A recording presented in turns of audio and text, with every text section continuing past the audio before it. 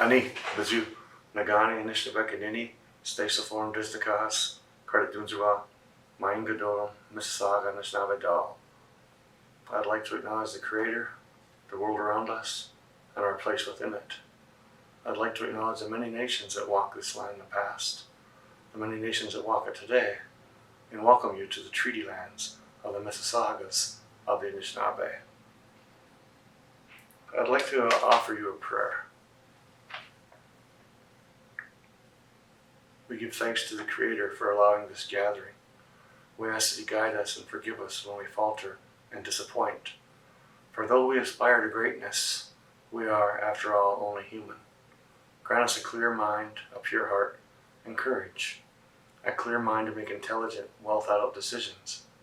A pure heart to make decisions that are without personal bias or desire. And the courage to use both a clear mind and a pure heart in our lives. Let us set aside small differences. Let us concentrate on real issues. Let us not be bogged down in rhetoric. Let us live each day with a feeling of accomplishment and pride. Most importantly, let us remember, we are not adversaries nor are we enemies. We share a similar past, a kindred spirit, and a common heritage.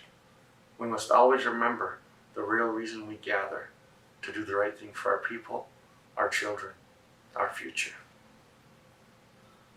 Normally I'd speak about National Indigenous Day and speak of the strength of our ancestors and the need to provide education, to show a celebration of our survival, our culture, and our heritage. Speak of the importance of having a day where Canadians can ask questions that they may feel at times they don't have the ability, they don't have the opportunity, or they don't want to offend anybody, or they don't want to say something wrong. Normally, all of that is what National Indigenous Day is about. Given the discovery of the children on the grounds of former residential schools, I need to change my message. First, let me say thank you for the lowering of the flags to show respect and support for the children and the families, the Indigenous and the non-Indigenous people. I know this news caused a lot of pain, and I'm afraid there's still more to come. This is an awakening for the people of this land. This is a call to responsibility, not only for those involved, but for all of us. This is a call to action. Let us recognize that these children are all our children, the children of this land, this country. There are no more excuses to be made or accepted. This is a moment in the life of this country that we determine how we go into the future. We have a path before us, a time to choose which direction we take. Let's choose the path of understanding, peace, friendship, and unity. Let this moment of sorrow be a light that guides us onto a better path.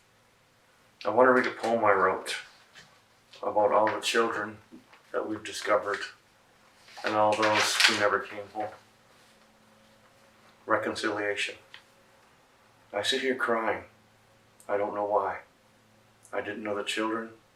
I didn't know the parents. But I knew their spirit. I knew their love. I know their loss. I know their potential. And I am overwhelmed by the pain and the hurt. The pain of the families and friends. The pain of an entire people. Unable to protect them, to help them, to comfort them, to love them. I did not know them, but the pain is so real, so personal. I feel it in my core, my heart, my spirit. I sit here crying, and I'm not ashamed. I will cry for them and the many others like them. I'll cry for you. I will cry for me. I'll cry for what could have been. Then I will calm myself, smudge myself, offer prayers, and know they are no longer in pain. No longer do they hurt. They are at peace. In time I will tell their story. I will educate society so their memory is not lost. And when I am asked, what does reconciliation mean to me? I will say I want their lives back. I want them to live, to soar. I want to hear their laughter, see their smiles. Give me that, and I'll grant you reconciliation. Join me as I say, we will always remember. Be safe, be heard, Lama Pi.